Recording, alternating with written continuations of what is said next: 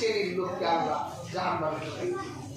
এর মধ্যে ওই আলেম, ওই জ্ঞানী যে জ্ঞান অর্জন করেছিল, কিন্তু তার জ্ঞানের উদ্দেশ্য আমার আল্লাহ সন্তুষ্ট ছিল না, বরং মানুষের কাছে নিজের সম্মান বাড়ুক, মর্যাদা বাড়ুক, বড় মুহাদ্দিস হোক, মুফাসসির হোক, এই জন্যই ওরা জ্ঞান অর্জন করত।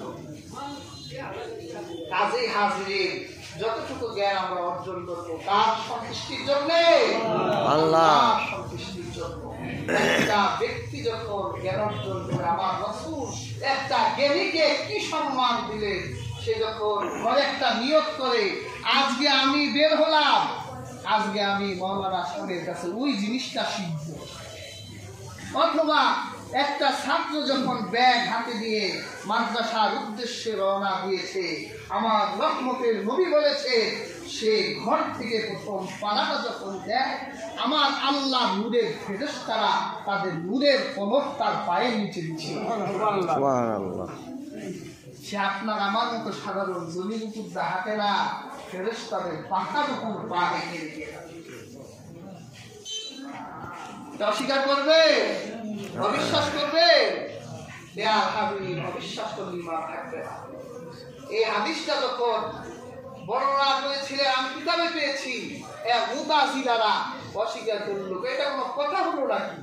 তো ফেরেশতারা যদি তাদের পাখা, নূরের পাখা ছাত্রের পায়ের নিচে বিছায়, তা আমি কাউকে জুতা পরে আসবো, ফেরেশতাদের পাখনাগুলোর উপরে আমি জুতা দিয়ে পাঠাবো।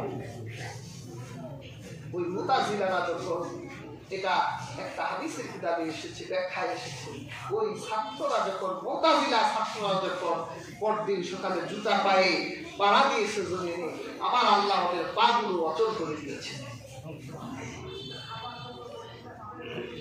শুধু তাই নয়, একজন ব্যক্তি যখন জ্ঞান অর্জন করার জন্য ঘর থেকে বের হয়, যে আমি মাওলানা সাহেবের কাছে অমুক জিনিসটা জানবো, মানে আমি এখন ছাত্র হয়ে গেলাম, আমি জানার জন্য বের হলাম।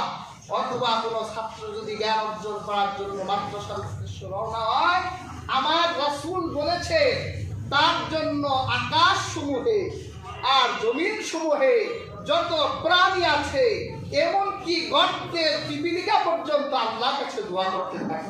সুবহানাল্লাহ। পৃথিবীতে কয়টা প্রাণী আছে? বিজ্ঞান বলেছে প্রায় 9 লক্ষ প্রজাতির প্রাণ এই পৃথিবীতে তারা আবিষ্কার করেছে, আরো আছে। আবার এক একটা প্রাণীর সংখ্যা কত, গর্তের পিপিলিকা কত, সমুদ্রের কত কোটি বিলিয়ন ট্রিলিয়ন মাছ আছে, সমস্ত মাছ, পিপিলিকা, আল্লাহর যত প্রাণী আছে, তার জন্য আমার আল্লাহর কাছে দোয়াই করতে থাকে। সুবহানাল্লাহ। জ্ঞান অর্জনের কত মূল্য দেখে আমার রাসূল। এই জন্য একজন জ্ঞানীর কথা বলেছে, যে একজন জ্ঞানী আর যে ব্যক্তি জ্ঞানী নয়, তাদের দুইজনের পার্থক্য হলো, তারকার ভিতরে পূর্ণিমার চাঁদ যেমন, তোমাদের ভিতরে জ্ঞানীরা তোমাদের পূর্ণিমার চাঁদের মতো। সুবহান। এই জ্ঞান হলো ওহী জ্ঞান। তবে প্রিয় হাজরিন, ওহী জ্ঞান ছাড়াও তো দুনিয়াতে আরো জ্ঞান আছে, পার্থিব জ্ঞান আছে না? গণিত শাস্ত্র আছে, ইংরেজি শাস্ত্র আছে, সমাজ বিজ্ঞান, চিকিৎসা বিজ্ঞান, রাষ্ট্রবিজ্ঞান, অর্থনীতি বিজ্ঞান, এগুলো অর্জন করা। পৃথিবীর যত জ্ঞান আছে, মনে রাখবে, প্রত্যেকটি জ্ঞান আপনি যদি মানুষের কল্যাণে অর্জন করেন, আমার আল্লাহ আপনার আমলনামায় সওয়াব লিখে দিবেন। আর যদি আপনার উদ্দেশ্য তা না হয়, ধরেন আপনি সময় বিদ্যায় পারদর্শী, অস্ত্র বানাচ্ছেন, অস্ত্র কি ভালো জিনিসটা কি?